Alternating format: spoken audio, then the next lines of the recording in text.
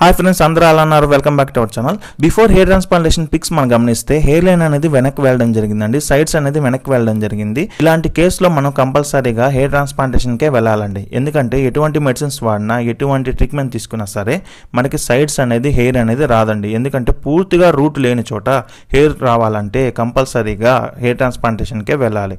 So ఇతని కేసులో గమనిస్తే న్యాచురల్ హెయిర్ లైన్ అనేది ఇవ్వడం జరిగింది. మనకి నచ్చినట్లుగా డాక్టర్స్ అనేది మన కండిషన్, మన హెడ్ని చూసి, మన హెడ్ సైజుని చూసి, మన హెడ్ షేప్ని చూసి హెయిర్ లైన్ అనేది గీయడం జరుగుతుందండి.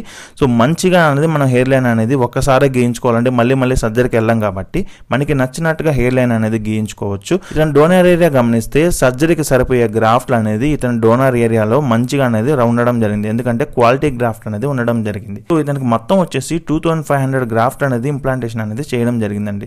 సో ఇతనికి సర్జరీ కూడా మీరు గమనించి చూసుకుంటే చాలా అంటే చాలా న్యాచురల్గా, ఎటువంటి డ్యామేజ్ లేకుండా డోనర్ ఏరియాలో కానీ మనకి సర్జరీ చేసిన ప్లేస్లో కానీ డ్యామేజ్ లేకుండా మంచిగా అనేది నీట్గా అనేది సర్జరీ చేయడం జరిగిందండి. దాని తర్వాత కంపల్సరీగా ఎవరికైనా సరే షేడింగ్ ఫేస్ అనేది రావడం జరుగుతుంది. హెడ్ వాష్ తర్వాత నుంచి డైలీ అనేది కొంత హెయిర్ అనేది ఊడిపోవడం జరుగుతుందండి.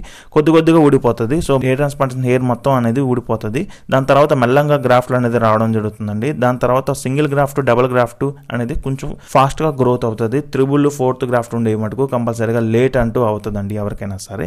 తర్వాత ఇతని రిజల్ట్ గమనించుకుంటే చాలా అంటే చాలా న్యాచురల్గా రావడం జరిగిందండి. సో హెయిర్ ట్రాన్స్ప్లాంటేషన్ హెయిర్ అని ఇతను చెప్తే కానీ ఎవరికి అర్థం కాదు, అంత న్యాచురల్గా రావడం జరిగింది. ఇతను తీసుకున్న టెక్నిక్ వచ్చేసి బిగ్ ఎఫ్యూ టెక్నిక్ అండి. ఇతనికి వచ్చేసి 5 PRPs అనేది తీసుకోవడం జరిగిందండి. సో ఇతను నార్మల్ PRPs ఒక్కటే తీసుకున్నాడు. దానివల్ల ఎగ్జిస్టింగ్ హెయిర్ అంటే పాత హెయిర్ కూడా డెన్స్గా అనేది రావడం జరిగింది.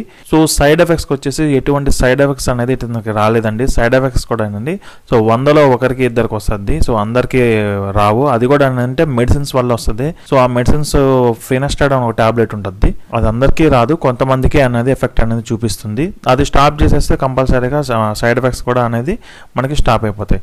సో మీకు ఏం డౌట్ ఉన్నా కామెంట్ చేయండి. థ్యాంక్ యూ ఫర్ చెప్పడంలో. Signing off. బాయ్ అండి.